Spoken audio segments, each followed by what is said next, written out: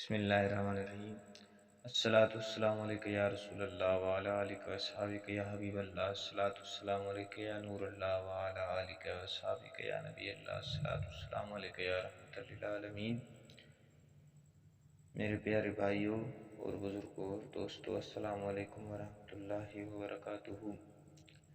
جی پیارے بھائیوں، آج سے انشاءاللہ عز و جل ہم نے جس کتاب کے بارے میں نے آپ لوگوں کو بتایا تھا، اخبار العاشقین، وہ انشاءاللہ آج سے شروع ہو رہا ہے اور یہ ایک پہلا کلپ اس کا ہے۔ تو پہلے ہم خطبہ پڑھ لیتے ہیں، اس کے بعد اس کا جو ترجمہ ہے وہ ہم پڑھ لیتے ہیں۔ بسم اللہ الرحمن الرحیم۔ نحمدہ ونصلی ونسلم علی رسولہ وحبیبہ سیدنا و مولانا محمد الکریم الذی ارسل بالخلق العظیم وهو داع الى الرب الرحیم علی ان اوصافہ کثیرۃ فی القرآن الحکیم علیہ اطیب التحیۃ واجمل التسلیم، اما بعد۔ حضرت شیخ امام زاہد فقیہ عبد الملک بن عبداللہ رحمۃ اللہ علیہ فرماتے ہیں کہ میرے شیخ حجت الاسلام ابو حامد محمد بن محمد غزالی توسی رحمۃ اللہ علیہ کی جو شرف امت اور زینت اسلام ہیں، اللہ تعالیٰ ان کے درجات کو جنت الفردوس میں بلندی عطا فرمائے۔ یہ ان کی مختصر اور آخری تصنیف ہے جسے مصنف علیہ رحمہ سے ان کے خاص احباب کو ہی سننے کا موقع ملا۔ تمام تعریفیں اللہ جل جلالہ بادشاہ و حکیم، جواد و کریم، عزت اور رحمت والے کے لیے ہیں کہ جس نے انسان کو صورت حسنہ پر بنایا اور اپنی قدرت کاملہ سے آسمان و زمین کو جامع وجود پہنایا، اور اپنی حکمت بالغہ سے دونوں جہانوں کے امور کو بطریق احسن چلایا، اور جن و انس کو اپنی اطاعت و بندگی کے لیے پیدا فرمایا۔ اس رب ذوالجلال والاکرام کی معرفت کا ارادہ کرنے والوں کے لیے اور اس تک پہنچنے کے لیے واضح دلائل موجود ہیں، لیکن اللہ عز و جل جسے چاہتا ہے گمراہ کرتا ہے اور جسے چاہتا ہے صراط مستقیم پر گامزن فرماتا ہے، اور وہ ہدایت یافتہ لوگوں کو خوب جانتا ہے۔ اور قیامت قائم ہونے تک حضور پر نور شافع یوم النشور نور علی نور صلی اللہ علیہ وآلہ وسلم پر درود و سلام ہو، اور آپ کی آل پر اللہ رب العزت کی طرف سے سلامتی و رحمت نازل ہو۔ میرے بھائیوں، اللہ تعالی ہم سب کو اپنی رضا سے بہرور فرمائے، آمین۔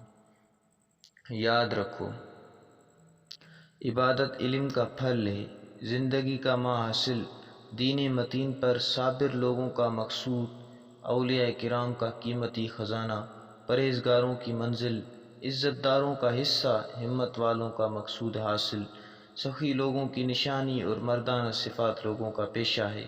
عبادت ہی صاحب بصیرت لوگوں کی پسند، سعادت والوں اور جنت کا راستہ ہے۔ اللہ رب العزت کا ارشاد پاک ہے، وَأَنَا رَبُّكُمْ فَاعْبُدُونِ، اور میں تمہارا رب ہوں تو میری عبادت کرو۔ اور ارشاد باری تعالیٰ ہے، إِنَّ هَٰذَا كَانَ لَكُمْ جَزَاءً وَكَانَ سَعْيُكُمْ مَشْكُورًا، ان سے فرمایا جائے گا یہ تمہارا صلہ ہے اور تمہاری محنت ٹھکانے لگی۔ پھر ہم نے عبادات کی حقیقت پر نظر کی، اس کے طریقوں پر غور و فکر کیا تو معلوم ہوا کہ عبادت کی راہ بہت دشوار اور مشکل ہے۔ اس راہ میں تنگ و تاریک کھائیاں عبور کرنی پڑتی ہیں، شدید مشقتوں اور بعید مسافتوں کا سامنا کرنا پڑتا ہے، اور منزل مقصود تک پہنچنے کے لیے بڑی بڑی آفات و بلیات سے نبرد آزمانا ہونا پڑتا ہے۔ اور ان مشکلات کا ہونا ضروری بھی ہے کیونکہ یہ جنت کا راستہ ہے۔ نیز اس سے حضور علیہ السلام کے اس ارشاد مبارک کی بھی تصدیق ہوتی ہے۔ میرے آقا علیہ السلام فرماتے ہیں، الا وان الجنت حفت الا وان الجنت حفت بالمکارہ وان النار حفت بالشہوات، فرمایا خبردار، بے شک جنت مخالفت نفس سے حاصل ہوگی اور دوزخ میں لوگ شہوات کی پیروی سے جائیں گے۔ اللہ اکبر۔ ایک اور جگہ حضور پاک صلی اللہ علیہ وسلم کا فرمان علی شان ہے، الا وان الجنت حزن بربوۃ الا وان النار سہل بسہوۃ، خبردار، جنت بلند و بالا ٹیلے پر سخت زمین کے مانند ہے اور جہنم نرم ہموار زمین کے مانند ہے۔ پھر اس پر مزید یہ کہ انسان ضعیف و ناتواں ہے اور زمانے کی طرح طرح کی صعوبتوں سے لبریز ہے، امور دینیہ پس پشت جا رہے ہیں اور دنیاوی مشاغل بھی بے شمار ہیں، عبادت کے لیے وقت بہت قلیل ہے اور فرشتہ اجل سر پر کھڑا ہے، سفر بھی بہت لمبا چوڑا ہے، پھر زاد راہ بھی عبادت و اطاعت الہی ہے جس کے بغیر چارہ کار نہیں، گزرا ہوا وقت کبھی ہاتھ نہیں آتا۔ بس جو شخص زاد آخرت تیار کرنے میں کامیاب ہو گیا وہی ابد الآباد تک سعادت مند و بہرور ہے، لیکن جس احمق نے ان قیمتی لمحات کو عیاشی اور لاہ و لعب میں گزار دیا اور زاد آخرت مہیا نہ کر سکا تو وہ بلا شک و شبہ خائب و خاسر ہوگا۔ اس لیے وہ انسان قابل عزت و عظمت ہے جو راہ عبادت کا قصد کرتا ہے، لیکن بہت تھوڑے لوگ ایسے ہیں اور منزل مقصود کو پانے والے ہی خدا تعالیٰ کے پیارے ہیں، انہیں کو اللہ تعالیٰ نے اپنے معرفت اور محبت کے لیے منتخب فرمایا ہے، اور انہی لوگوں کو اللہ سبحانہ و تعالیٰ اپنے توفیق و عصمت کے ساتھ مضبوط فرماتا ہے۔ ہم اللہ تعالیٰ سے دعا گو ہیں کہ وہ ہمیں اپنی قدرت و رحمت سے ان کامیاب لوگوں میں سے بنا دے۔ جب ہم نے راہ عبادت و سلوک کے منازل کو ان کھٹن مراحل سے متصف پایا تو ہم نے اس راستے کو طے کرنے کے اسباب کا پورا جائزہ لیا اور ان چیزوں پر غور کیا جن کا انسان فریضہ عبادت کا ادا کرتے وقت محتاج ہے، جیسے عبادت کی استعداد اور قوت ہونا، اسے عملی طور پر سر انجام دینا، اس سے متعلق ضروری علم حاصل کرنا اور دیگر ضروری تدابیر اختیار کرنا جو اللہ رب العزت کی توفیق و اعانت سے ہی عمل میں لائی جا سکتی ہے۔ اللہ عز و جل ہی کی توفیق سے انسان اس کی مشکل گھاٹوں کو عبور کرنے میں کامیاب ہو سکتا ہے۔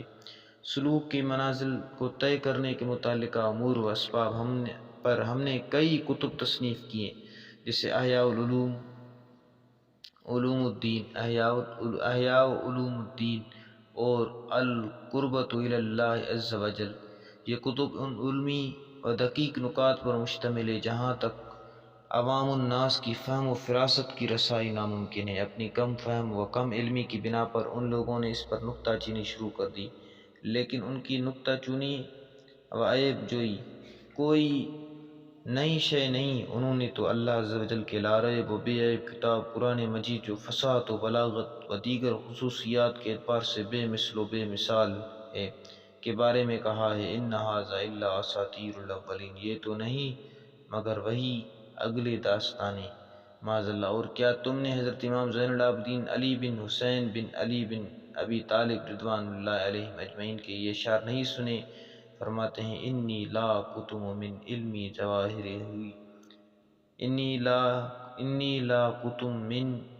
جواہرہ کئی لا یرا ذاک ذو جہل فیفتننا۔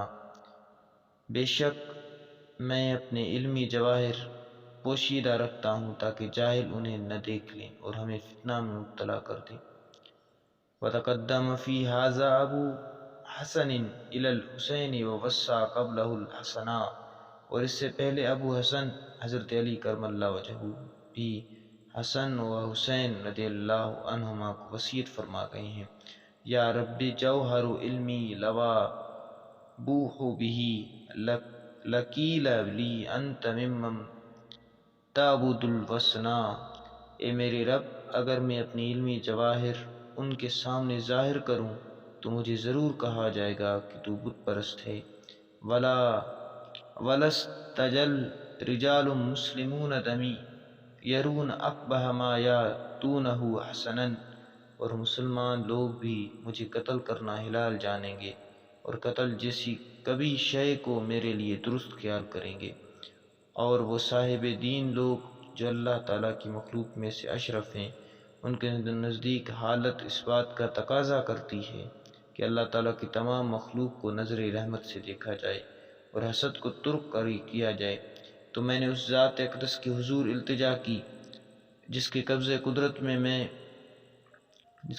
قدرت میں تمام خلق و عوامر کے عالم کی اشیاء ہیں، مجھے ایسی کتاب تصنیف کرنے کی توفیق عطا فرمائے کہ جس پر سب متفق ہوں، ہر کوئی اس کا فیض یافتہ ہو۔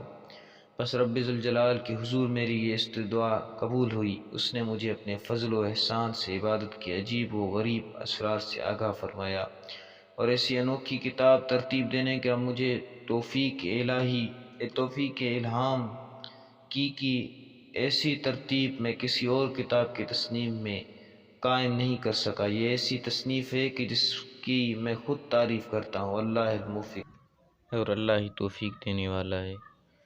بس یہ کلپ ایک قسط یہاں پر ختم ہو گئی ہے، اور انشاءاللہ دوسری قسط کل بھیج دوں۔